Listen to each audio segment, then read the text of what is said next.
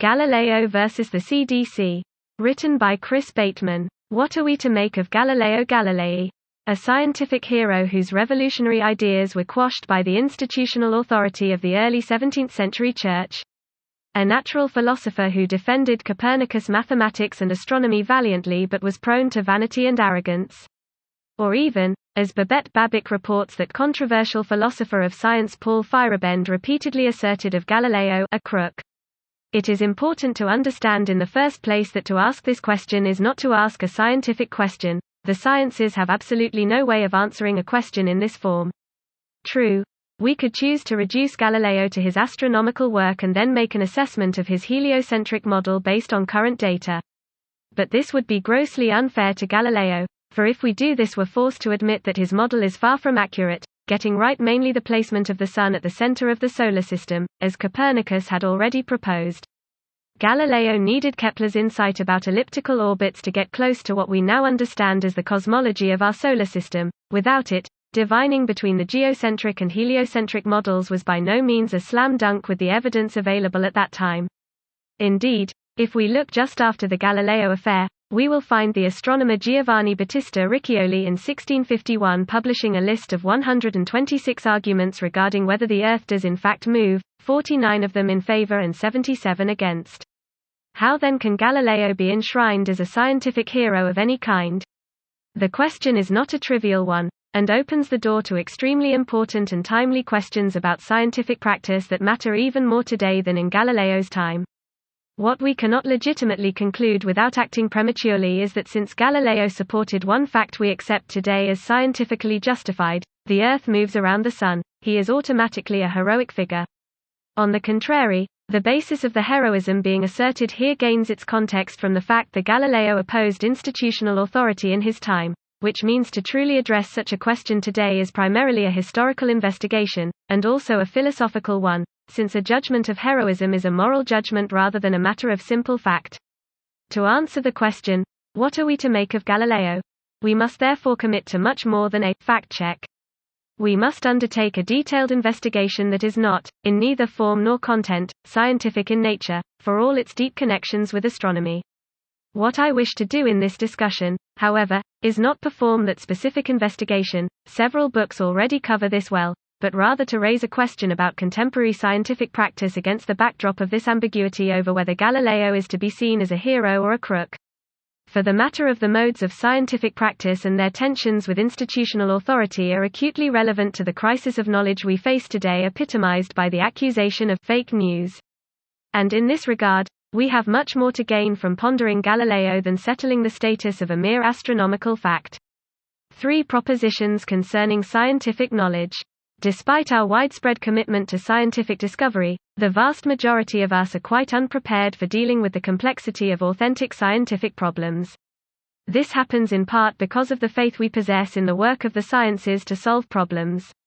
Having witnessed technology utterly transform our planet over the last century, we afford to the sciences a tremendous power, one that is not unjustified but which is also highly problematic, in ways that greatly exceed the scope of this particular discussion.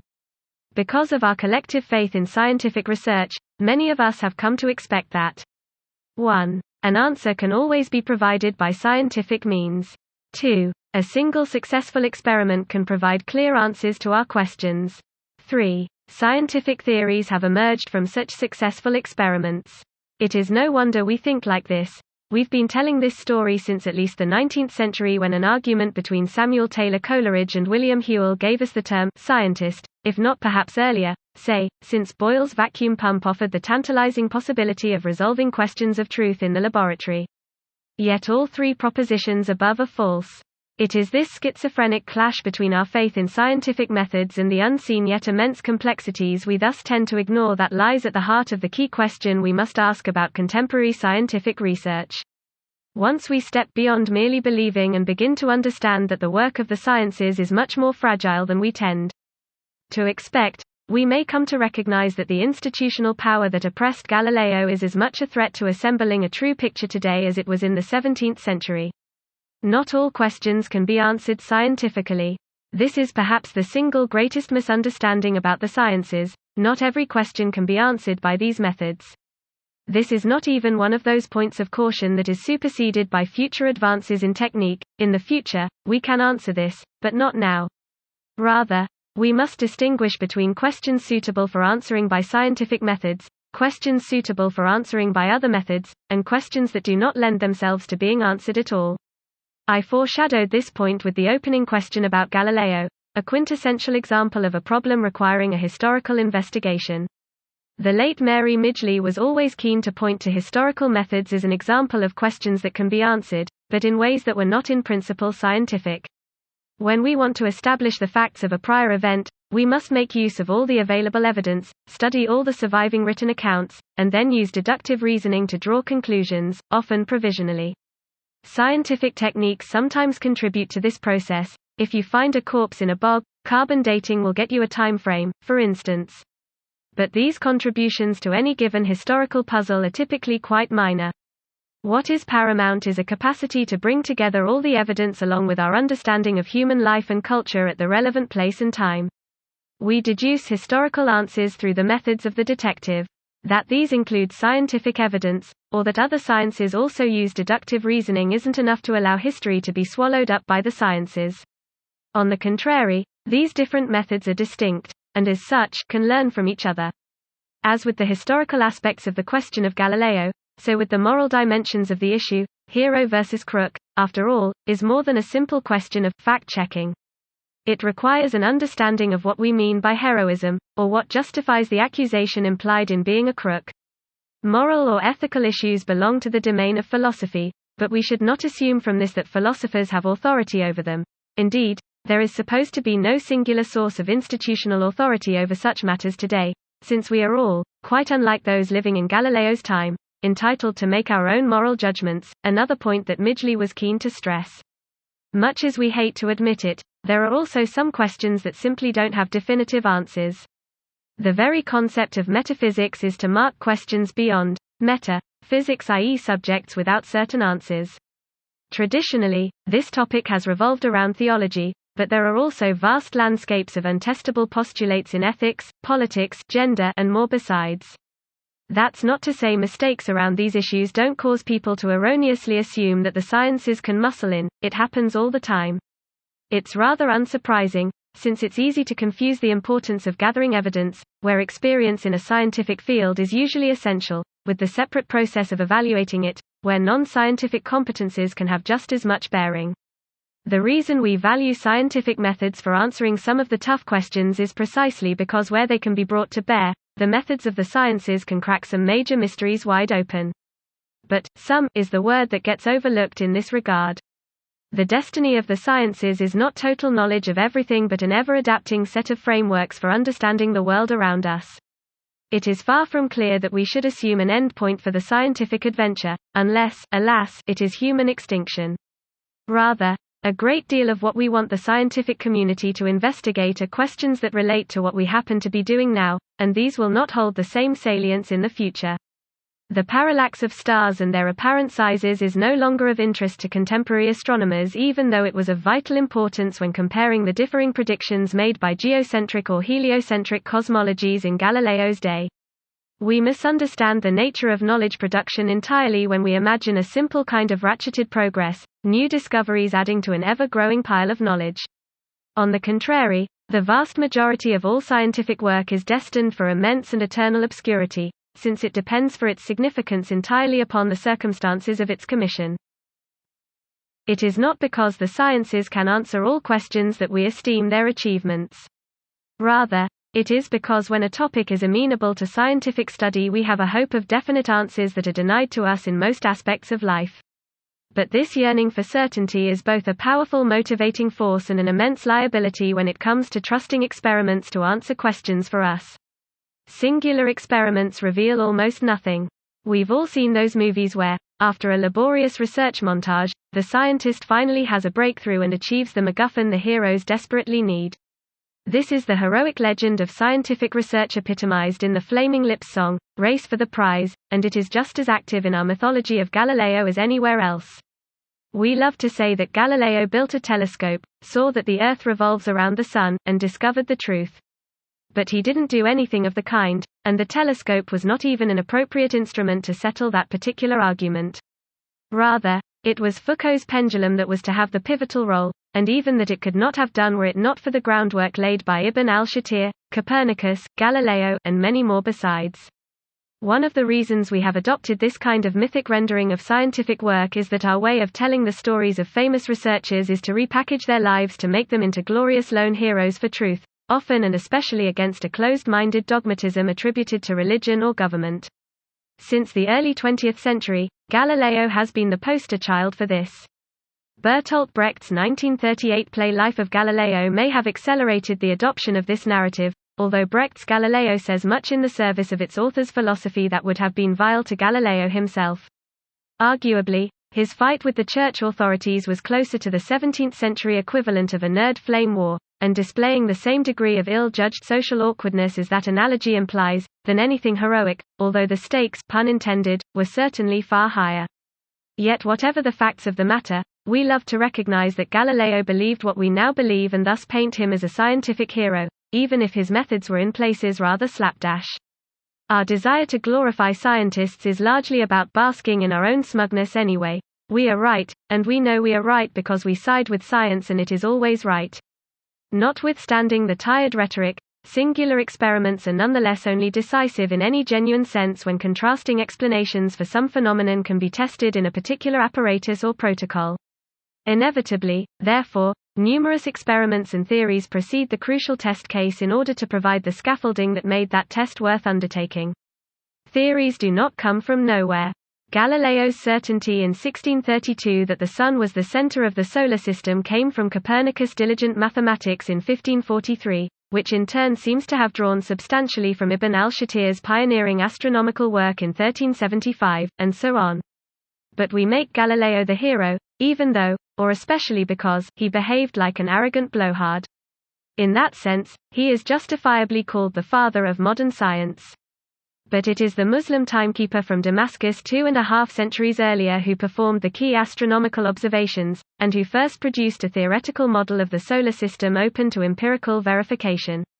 In this tale, as with so many in the history of the sciences, the hero is chosen not for the rigor of their methods, but for largely political reasons.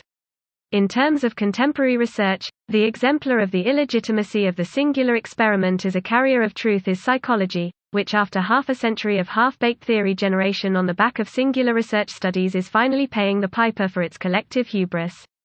Instead of working out the complex questions that followed from psychology's strongest theoretical apparatus, such as Leon Festinger's cognitive dissonance or Paul Ekman's basic emotions, a surprising number of 20th-century psychologists acted as if there was a gold rush in social experimentation, coming up with hundreds of under-researched, under-challenged, underdeveloped theories because they placed too much trust in singular experiments.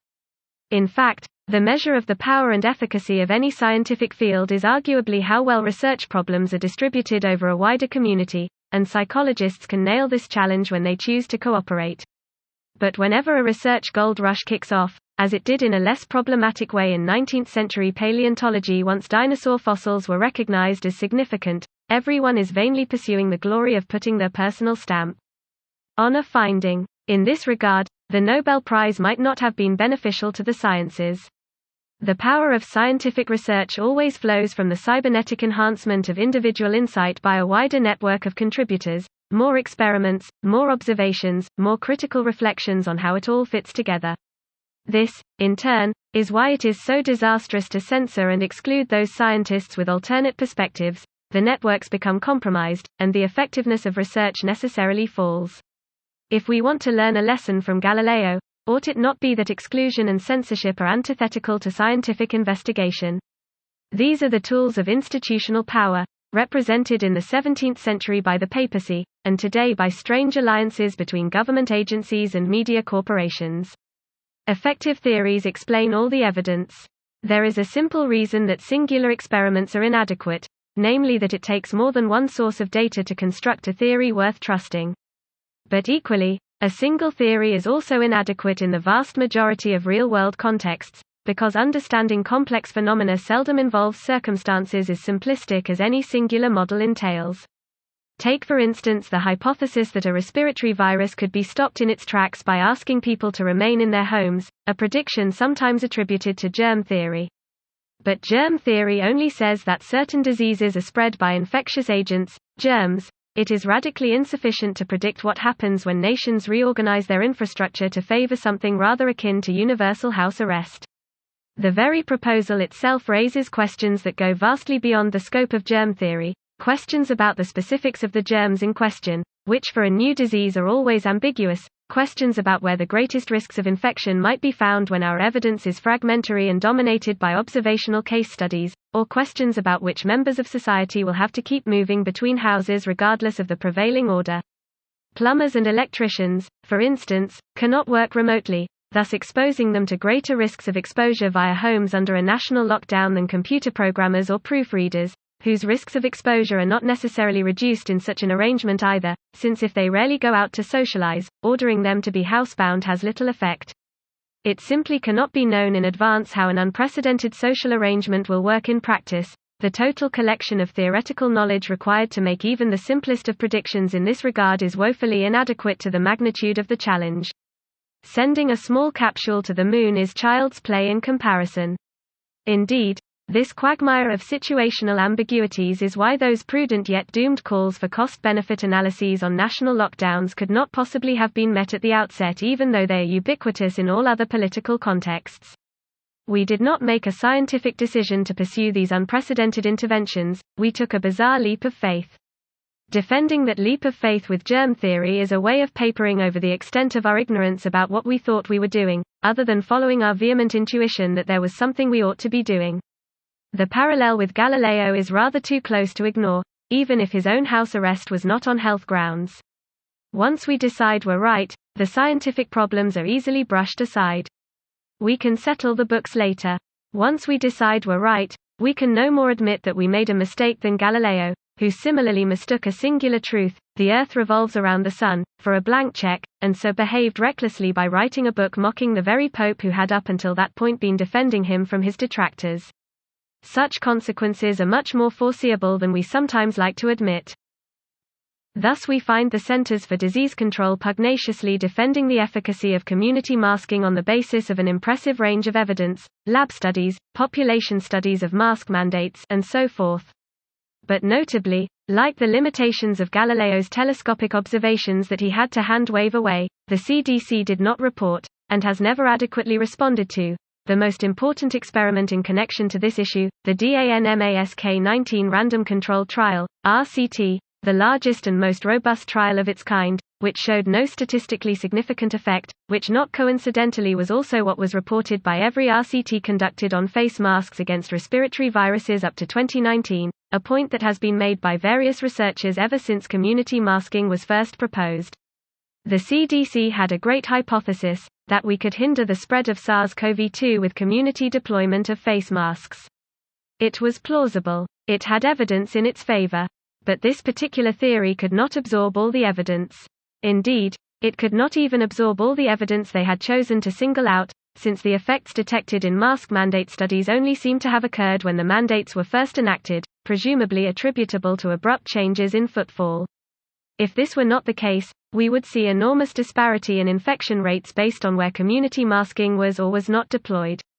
The very computer models used hypothetically to justify these interventions at the start now make it perfectly clear that they cannot possibly have worked as intended, or else the infection rate data would show enormous disparity between places that did or did not have widespread masking. Rather, we see the same general shape of the infection curves everywhere, irrespective of which interventions were deployed. Apart from early border closures, which kicked the can down the road by a year, we only slowed or accelerated the virus by a few months at best, regardless of our chosen mitigations. Some countries may indeed have saved lives by doing so, but many that chose to aim for slowing down have inadvertently inflicted major health harms just from monopolizing medical support networks to tackle merely one cause of death, even without considering the mental health harms and economic damage incurred. Other scientists had other theories, of course, including the theory that the face masks could not possibly work because aerosols were too small to be blocked by most face masks, and these theories too faced the very same challenge: could they absorb all the evidence? It is only now, in the latter half of 2021, that I am finally seeing constellations of theoretical frameworks capable of explaining all the evidence that needs to be accounted for, such as low rates of infection in healthcare staff with certain combinations of protective equipment, and the remarkably similar shape of all infection curves. Yet these newer understandings necessarily involve multiple theories. They have to because multiple phenomena had to be explained, including the transmission dynamics of the virus, which was only even broadly settled as aerosols rather than microdroplets earlier this year, and the relationships between collective immunity and new viral variants, which has only just started to take clear theoretical shape in recent months. The scientific community has learned an enormous amount about respiratory viruses in the last year and a half, so much indeed that those of us who kept reading the research without reaching a firm conclusion tend now to see the prematurely authorized 2020 interventions as all too akin to asserting that the Earth doesn't move. It is not that the CDC failed to act as scientists. They were very much acting in the tradition of Galileo's modern science. But this is already a very old-fashioned form of science. And to make matters worse, the CDC had the opposite misfortune to Galileo in that the contemporary equivalent to the 17th century church, the trusted news initiative championed by Google, Facebook, Twitter, BBC, Reuters, the Associated Press and others, have censored and blocked the counter-discussions in public, thus enormously reducing the scientific power of the CDC at the very time that it needed this assistance. You don't help scientists learn the truth by shielding them from counterarguments. You largely destroy the most important source of that vital pressure to keep searching for the truth. It is precisely because effective theories must be able to absorb all the evidence that attempts to resolve questions about lockdowns or community masking in 2020 were hopeless, and authoritatively enforcing interpretations that were constructed quite early in the research process, while evidence was still scant, is impossible to defend as good scientific practice. Rather, we politicized these topics so much and so RLY that there was almost no possibility of adequate theory construction from that point onwards. Against Galileo, institutional authority delayed the resolution of the knowledge on trial, and put Galileo's life and freedom at risk. Today, we astonishingly find ourselves back in the very same situation, but with everyone's lives and freedom exposed to terrible risks. Abandoning modern science, we sometimes forget that the modern era began roughly 5 centuries ago. Using modern as a synonym for now has frustratingly obscured just how dated the modern paradigm for science has become. It is not a timeless method, nor even a method as such, but rather a metaphysical understanding of the scientific research processes. We may urgently need a replacement better suited to the conditions of research we face today, which are not at all like Galileo's valiant attempt to justify heliocentrism without having quite the correct model to do so. While I cannot say if we are up to the task of such a shift in our understanding of the work of the sciences, the last 2 years have clearly shown the immense danger of remaining caught in archaic conceptions of scientific process. We need an understanding of scientific work that delays conclusions, rather than rushing rashly towards early best guesses.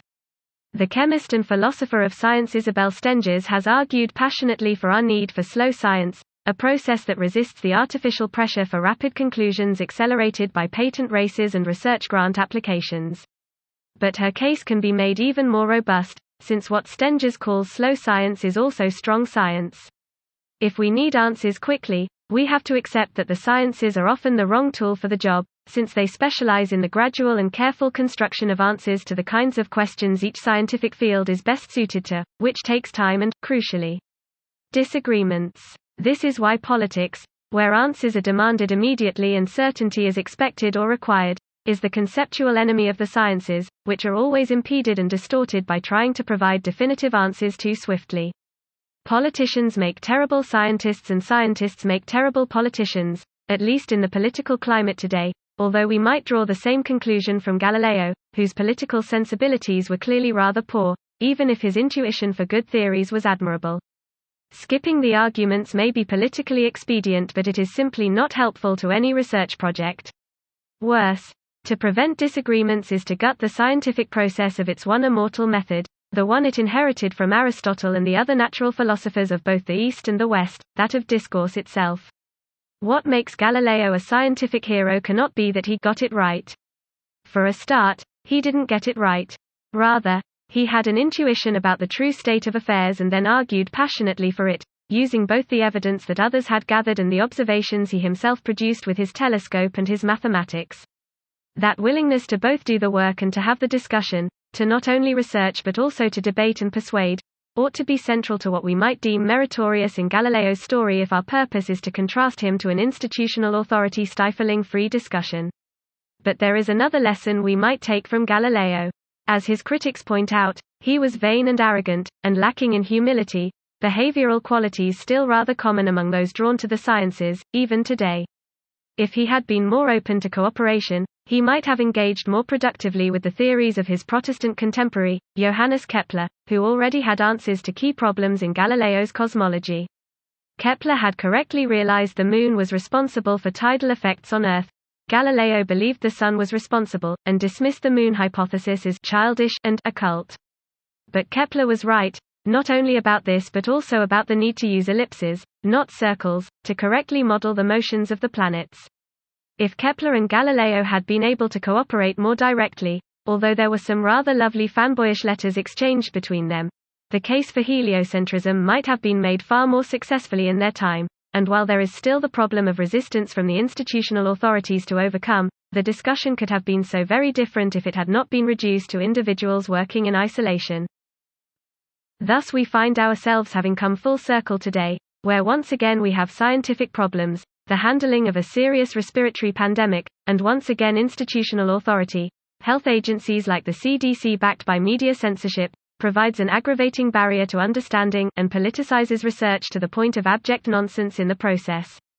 Then as now, cooperation between researchers is the optimal way to leverage all the skills and knowledge available. It is precisely this cybernetic enhancement of our individual powers that can make the sciences today so much more effective than in Galileo's time.